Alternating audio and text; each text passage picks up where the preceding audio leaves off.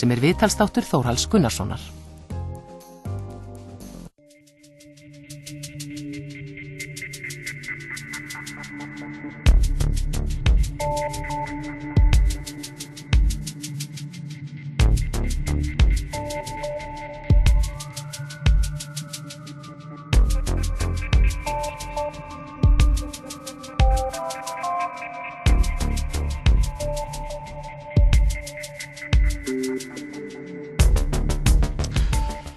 Baltasar Kormákur, velkominn. Takk. Við ætlum að fara yfir nokkur atriði úr kvikmyndunum þínum sem hafa haft hvað mest áhrif á þig.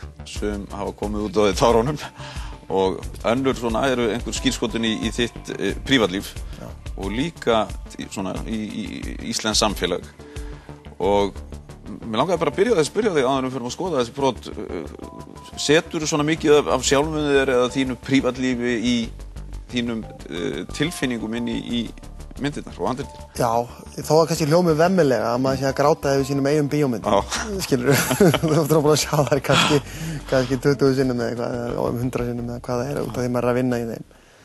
Þá eru ákveðin, það kannski ekki það sem aðrir tengja við á sama hátt eða finnst þeim dramatískt, kannski eitthvað sem tengist mjög sterklega lífið þínu.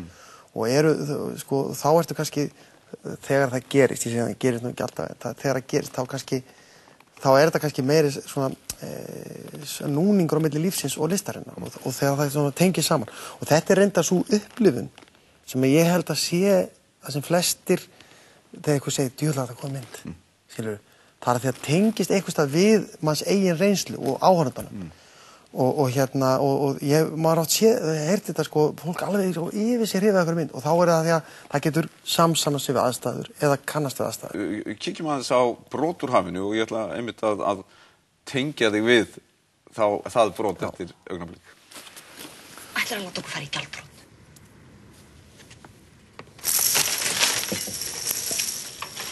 Nei, Áslaug, ekki þetta, gerðu það í Guðsbænum, Áslaug, ekki þetta. Áslaug, þú búin að fara að þrisa sér í meðferð. Þetta alveg brandari, færa eitthvað bæninu. Þú var aldrei breyftu þig.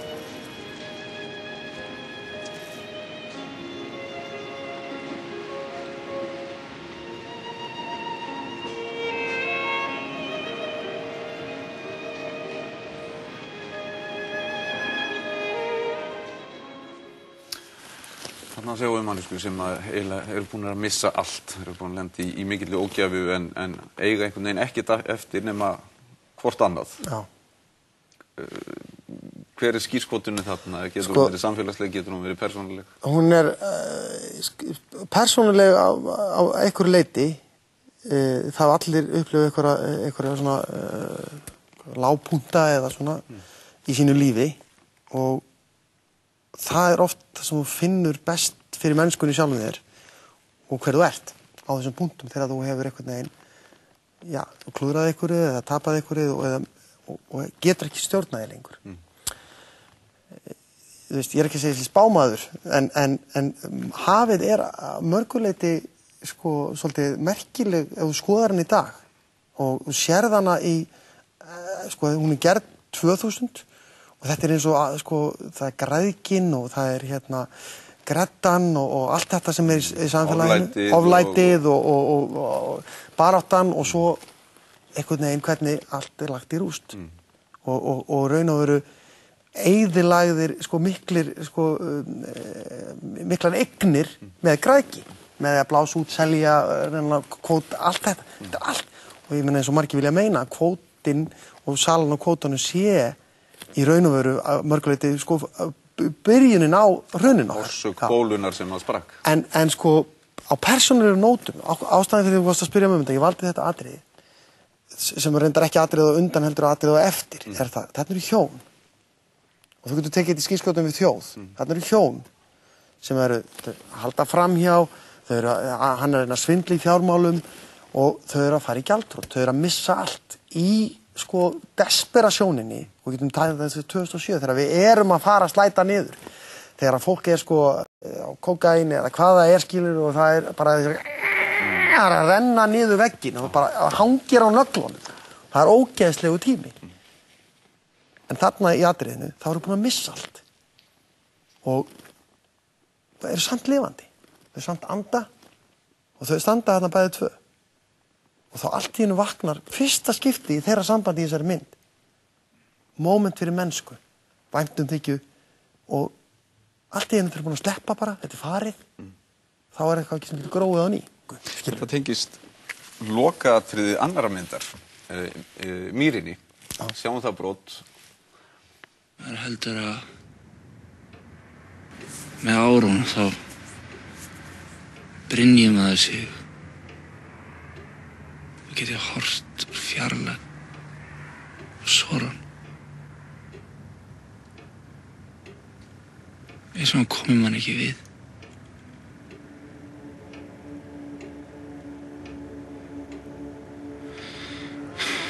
En viðbjóðurinn ásækja mann eins og illur andi.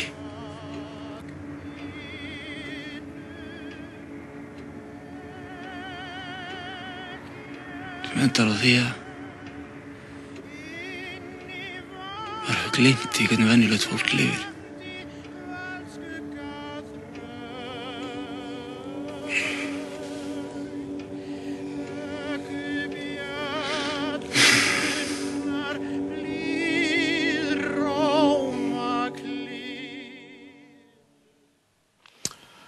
Hann Erlendur, maður sem er búinn að hafa valdið og áhrifin í myndinni, hann eiginlega brotnar fyrir framan dóttur sína.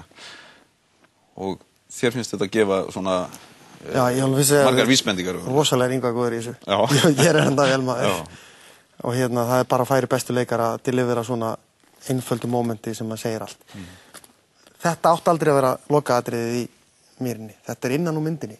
Tekið þannig í handriti. En þegar ég og Elísabet Rónarsdóttir vorum að vinna lokin, þá komumst við saman að þeirri niðurstöðu að þetta væri endirinn. Hvers vegna? Sko, ég held að það sé svolítið merkilegt moment í lífi foreldra. Við höldum einhverju svona ímynd og börnin treysta á okkur og við erum óvinnandi vígi í augum þeirra, við erum besti pabbi í heimi, við erum sterkastur í heimi, við erum sá sem er óbreiðull og treysta. En við erum ekki þannig. Og það er kannski eðlilegt að einhver leyti að halda svona ímynd, ekki of mikið gagnvart börnunum sínum. En svo kemur moment þar sem að þú getur ekki haldið þessu gagnvart barninu lengur og verður að viðurkenna fyrir því að þú ert manneskja sem átt erfið tímabil og ert veik. Og þarna kemur Erlendur, þau er bara mjög erfitt samband í þessari mynd. Hann kemur og leggst hjá dóttur sinni og sýnir henni að hann er manneskja og hún líður illa og hún tekur utan hann.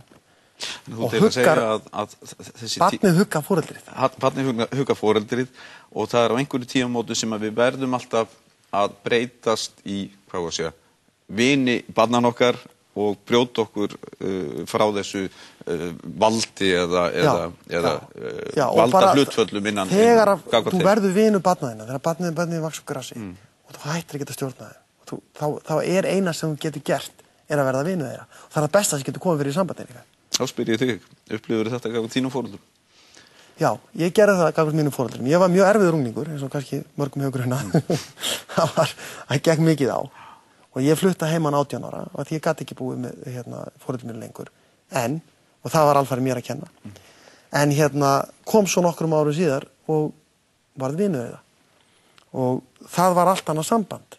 Ég veit að náttúrulega ekkert einfalt í svona og lífið er langt og það er alls konar tilfinningar. En foreldrar mín hafa ekki reynt að segja mig hvað ég á að gera síðan.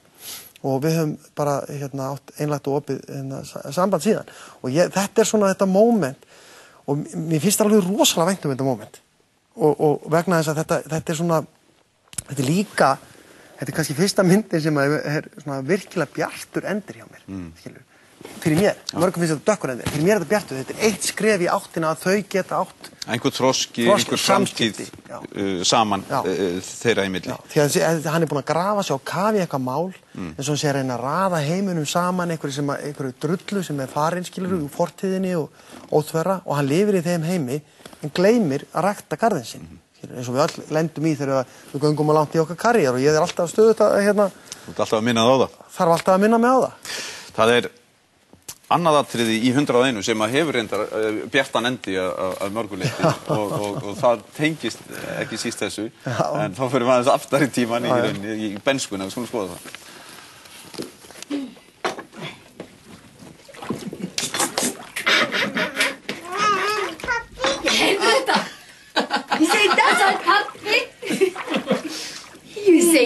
Papi? Bless, älskling. Bye. Besito? Niño. Ciao.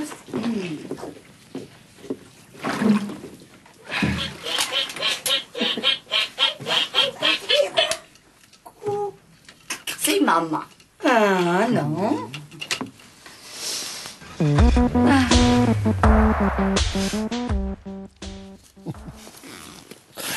Hann unga barn, hreinleikinn í dálítið svona sérstöku fjölskyldumynstur. Já, sko, ég skal segja ykkur að, sko, kvikmyndalegu sjónarmiði þetta ekki, sko, uppáhalds atriðið mitt í 101. Það mjög flottari kvikmyndalega atriðið. En mér finnst þetta frábær niðurstaða, skilur, í þessari mynd. Þarna sko mjög óhefðbundin fjölskylda vægast sagt. Það er ungur maður sem á barn með lesbíski kærustu móður sinnar og þau enda öll saman og barnið og sálarheill þessi það sem skiptir máli. Það skiptir engu máli hvernig börn fæðast inn í hann heim. Það eina sem skiptir máli er að þau eigi foreldra sína og eigi þessi hugsað og Burtséð frá trú, litarætti, kynhneigð, þú sem segja bara að hreinleiki barnsins eigi að vera ósnertur gagnvart öllu þessu sérstaklega. Já, að barnið í hvaða aðstæðum sem það fæðist, það eina sem foreldri og skylda þess að gera er að sjá til þess að barnið þú sért í staða fyrir það og gerir það besta sem hún getur fyrir líf þeirra. Það þú veist, og mér, þú veist, hvort, það eru hommar eða lesbíur að reyna að ættleiða börn frá sem sko eru að drepast í Úkraínu eða einhvers staðar. Sá nú síðast Elton John var á Oprah Winfrey þáttinn og það sem að Elton John var búinn að reyna að fá barn frá Úkraínu með kærustunni sínu og það var ekki hægt. Þau frekar láta þessi börn drepast úr hungri heldur en láta samkynhneigt fólk alað upp. Og ég veist að þetta er allt annað, skilu. Þetta er einhvern veginn algjörlega hinpóllinn. Börn geta alist og frábæri einstaklega og hvernig aðstæðu sem er, ef þau fá ást og umhyggju. Og það skiptir ekki máli hvernig auðvitað er heppilegast að það kannski fæðist í einhverju fullkomnu hjónabandi og það sem allt er samkvæmt biblíunni. En lífið er bara ekki þannig. Setjum þetta ekki í rúðustrikar umhverfi. Nei, lífið er ekki þannig. En það er alltaf hægt að gera rétt og það er að hugsa barnið í aðstæðunum. Nú ætlum við að fara í brúðgummann. Og þar áttu svona minningar sem að tengjast svona þinni prívatilveru og allt öðrum nótum. Sjáum það. Hvað reynsuðu út úr kistinu? Það nú skálum við almennilega. Skál fyrir... Skál fyrir arkitektinum. Sem hannaði þennan veitingastað. Skál fyrir honum, elsku kallinum. Leið mér þig að leiða til landsins fjalla heiða með sælsum ringlöng með sælsum ringlöng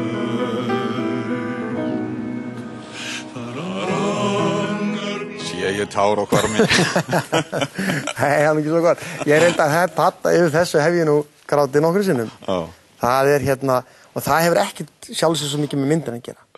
Þetta er tekið úr mínu lífi og hestaferðunum með mínum vinum upp á hálendinu og hann Atli Rafn, leikari, hann syngur þetta lag eins og engill. Þetta er fallegasti lýriski tenor sem er svona óþjálfaði sem ég þekki og þetta er bara þetta með arkitektinn og þetta sko landið og þetta er bara ástin á íslensku áheiðunum og draumalandið sungið og þetta er bara einhver tilfinning sem ég er búinn að vera að gera þetta síðan ég var ég bara 18 ára, ferðast á hestum landið og þetta er alltaf sungið og þetta er alltaf sungið einhvern veginn á þessu mómenti þar sem það er einhver helg það er allir vinir, það er alveg saman hvað hefur gerst, það var allir það var einhver tærileiki ást í loftinu þannig er allt í rugli en þannig bara, þeim líður svo vel saman þarna, þetta er svo gott búin að fá sér nokkra og bara ég veit ekki, þetta er eitthvað sem tengir svo djúpt minni væntu þykja á Íslandi að ég get eiginlega ekki lýst í. Förum yfir í allt öðruvísi atriði og það er í Little Trip to Heaven.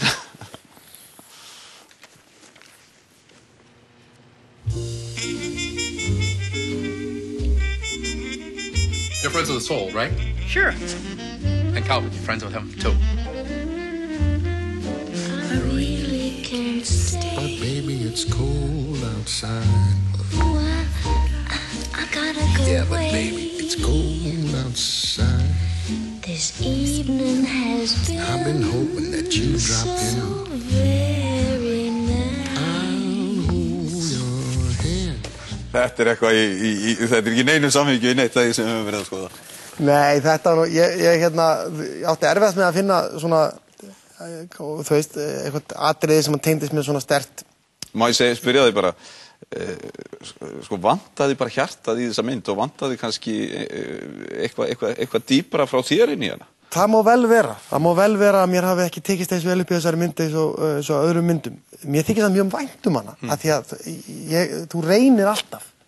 En stundum bara, þú veist, takast hlutnir ekki svel og þegar lagt upp. Mörgum finnst þetta besta með því, skilur. Það eru fleiri sem finnst það ekki. En sko, mér finnst þetta skemmtilegt atriði því þetta eru tvö svona eins og kallað misfits, sem að ná saman á svona fallegu mómenti og honum finnst hún actually sexy þarna, skilur við. Og þetta er svona eitthvað svona quirky moment sem bara mér fannst sætt og svona kannski eitthvað svolítið eins og, jú, það er svolítið eins og ég sé lífið. Ég leit ofta á einhverju svona momentu sem að mér finnast öðruvísi svo spennandi.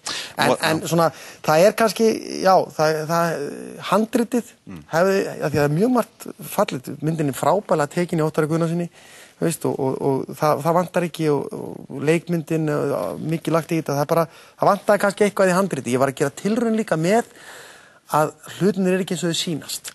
Og ég týndist og kannski gerðan aðeins og flóknastundum að ég held ég að týnd svolítið áhörðum á leiðinni. Ég ætlaði móð mikið. Nú ætla ég að snúa mér að mynd sem að stendur hjartað ennu næst. Og ég veit þú hefur sterkar tilfinningar gagnvart. Það er Inhale. Við erum að skoða brotthólfni sem er upphafssenan í myndinni og síðan ætla ég aðeins að spyrja út í hana. Já. Do you think $100 grand's enough? I don't know. It's not like getting a price list. Who knows what a loan costs in Mexico? Oh, I maxed out our credit line. It should be in the bank in the morning in case we need any more. I'll check in the morning to see if the funds are in.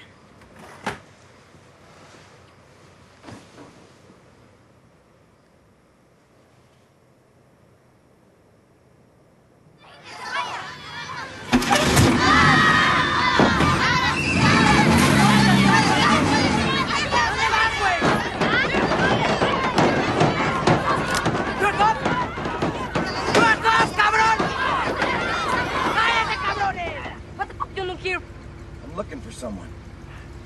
Who? Dr. Navarro.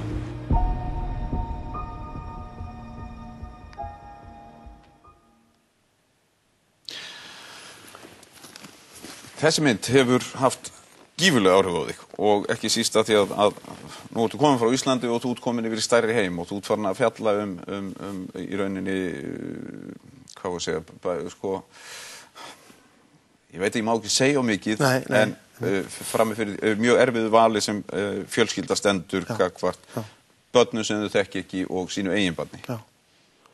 Sko, þegar mér var sent þetta verkefni, þá var handritið aðeins hrátt, en mér fannst sagan alveg rosalega áhugaverð. Og þetta er svona móraska, hversu langt þetta er tilbúin að ganga þess að berga barninni. Flestir myndi segja alla leið, allt. En á þess að segja á mikið þá held ég að sko, fólk er gott almennt. Ég held að mestur hluti mannkynsins sé góðviljaður og góður og tillitsamur þó hann geti gleymt sér í sjálfselsku á ákveðnum momentum. Og þegar þú stendur upp fyrir fram að sko, stórum móraskum spurningum, þá held ég að flestir svari rétt og gerið þið rétta í stöðunni. Og ég vona, sko, það fyrir mér sko, þetta er saga þann sem að kynnist hlutunum og upplifa og persónu gerir þá og það sem stendur fyrir utan og þarf ekki að persónu gera þá. Við höfum tekið dæmi sem til dæmis þó hún sé ekki það beinlífsmyndin, hún er misnotkun á líffærum úr fólki. En ef þú tækir þetta og færðir þetta yfir til dæmis að við flest kaupum okkur föt og merkjaföt sem við vitum jafnvel að það eru verið að nota börn í barnaþrælkunarbúðum til þess að vinna eða misnota barnavinnulöggjöf börn í Asíu til þess að búa til og við fáum vöruna ódýrari. Við svona við snúum svona, eins og þið segja turn a blind eye, skilurðu, á það, af því það hendar okkur í mómentinu. Ef þú færir hins vegar þarna og sægir þessa krakka og meðferðin á þeim, þá ekki víst þú hefur lista á að kaupa þetta eftir það.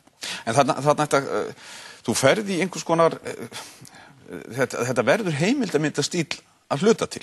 En að þú sko opnar og lokar nánast eins og þú sért með heimildamynd í höndunum, síðan bara byrjar spennumynd og við getum sagt bandarísk bíómynd með evrósku ívafi og miklu drama, en þú ætlar að ná einhver í gegn með hana. Ekki bara hún sé afþreying.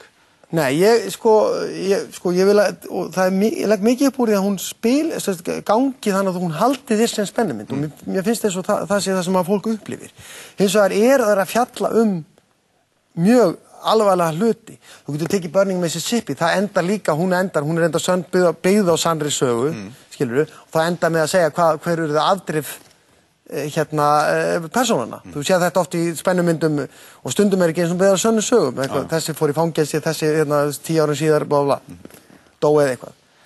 Þarna er meira verið að fjalla tölfræði og sanna hluti, af því að það hefur verið tendens til þess að afsökk hvað ég ætti mikið til þess að við þýðum þið bara það hefur svona tilhneiging til þess að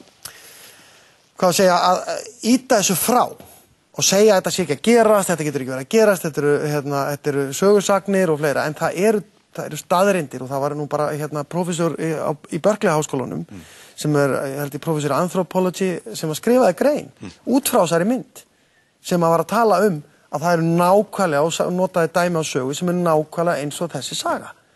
Skilur, meira og minna. Og þetta að gera þetta, það verið að nota ólöglega líffæri inn í ríkispítunum, skilur, og menn bara líta, og ég meina í bandaríska heilbrigðiskerfinu er vitað að það var einhver baseball, hetja celebrity sem hoppaði yfir línuna, hoppaði upp í röðinni.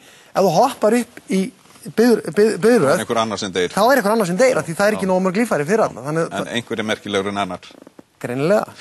Það eitt að fá að fara fram fyrir á kaffibarnum, annað fá líffæri á hendan öðrum. Það svolítið munur. Þú ert að fara að gera Reykjavík 8 og leikstýra henni. Og þá spyr ég bara hvar í hjartaði henni.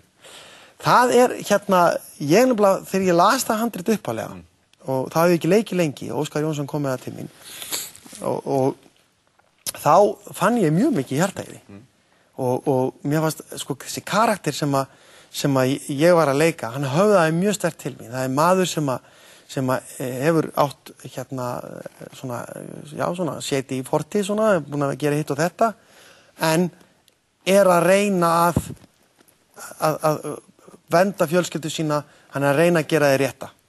Nákvæmlega að spyrja þig að öðru bara í tengslum við þetta. Þér er búið að ganga mjög vel. Þú hefur í raun ekki þurft að hafa áhyggjur af peningum, stöðu og í rauninni er svona ferillinn bara á stöðuri uppleið. En það hlýtur að vera alltaf erfitt að halda einhvern veginn rótunum og tengjast, manneskjum sem eiga sárt að binda, eiga í erfiðleikum, standa fram með fyrir fátækt á meðan að þú hefur í rauninni bara verið í stöðuri velgengni og einhver myndi segja svona tiltölulega áhyggjulaus svona, efnahagslega. Það er svo, líf, ég er 44 ára í dag og menn sjá bara svona lífið þitt í einu summi. Já, þetta er svona, hann hefur alltaf gengið vel, það er alltaf verið allt frábært hjá honum. Það er alls ekki þannig. Ég er ekki að segja að við höfum verið fátæk fjölskylda mín, en pabbi minn er myndlistarmaður, til dæmis. Það voru liðu mánuðir sem pabbi seldi ekki mynd. Og við borðum baunir. Mér fannst allt í lagi. En síðan byrja ég þegar ég gerir 101, þá veðs ég í húsið mitt. Ég var næstu búin að tapa því.